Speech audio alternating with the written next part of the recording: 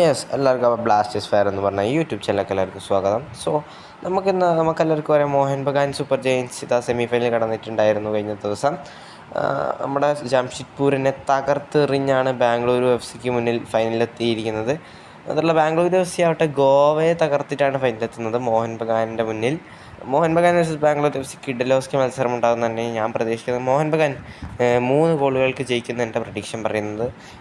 നമുക്ക് അത് ഏപ്രിൽ 12 ഏഴരക്ക് നമ്മുടെ എന്താ പറയുക, ഇന്ത്യൻ ടൈമിൽ 7:30 പിന്നെ വിവേകാനന്ദ യുവഭാരതി ക്രീഡാങ്കണത്തിൽ, അതായത് മോഹൻ ബഗാൻ്റെ തട്ടകത്തിൽ തന്നെ കൊൽക്കത്തയിൽ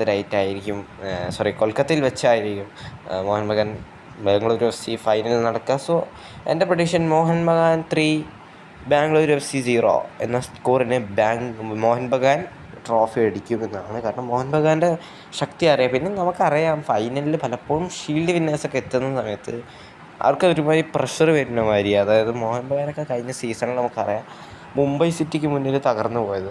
പറഞ്ഞാൽ മുംബൈ സിറ്റി അത്ര വലിയ ഡിസേർവ്ഡ് അല്ല, മോഹൻ ബഗാനാണ് കുറച്ചുകൂടി ഡിസേർവ്ഡ്. പക്ഷേ ആ മത്സരം മാത്രം മോഹൻ ബഗാൻ ഒന്ന് പതറിപ്പോയി. സോ നമുക്കറിയാം, പ്ലേ ഓഫ് മൊത്തം അടിപൊളിയായി കളിച്ചാൽ, അല്ലെങ്കിൽ ലീഗ് മൊത്തം അടിപൊളിയായി കളിച്ചാൽ ഈ കപ്പിൻ്റെ അടുത്തെത്തുമ്പോൾ ചിലരൊക്കെ വീണ് പോകും.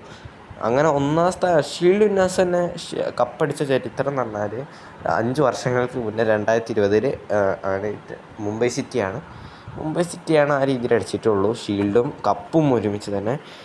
ഇപ്പം ഇതാ മോഹൻ ബഗാൻ ആ ഒരു ചാൻസ് കിട്ടിയിരിക്കുകയാണ്. മോഹൻ ബഗാൻ തീർച്ചയായും അത് ഡിസേർവ്ഡാണ്. പക്ഷെ ഇത് മോഹൻ ബഗാൻ തന്നെ അടിക്കട്ടെ. ബാംഗ്ലൂർ എഫ് സി അടിച്ച് കഴിഞ്ഞാൽ നമുക്ക് കുറേ ട്രോള് കിട്ടും. കാരണം നമ്മൾ മോഹൻ ബഗാനെ സപ്പോർട്ട് ചെയ്തിട്ട്, ഞാൻ തന്നെ മോഹൻ ബഗാനെ സപ്പോർട്ട് ചെയ്യുന്നു. മോഹൻ ബഗാൻ ജയിക്കട്ടെ. ഈ ബാംഗ്ലൂർ എഫ് സി ജയിച്ച് കഴിഞ്ഞാൽ ഒടുക്കത്തെ ട്രോള് നമുക്ക് കിട്ടും. നമുക്കാണെങ്കിൽ അങ്ങോട്ടും ട്രോളാണ് മോഹൻ ബഗാൻ ജയിച്ച് കഴിഞ്ഞാൽ.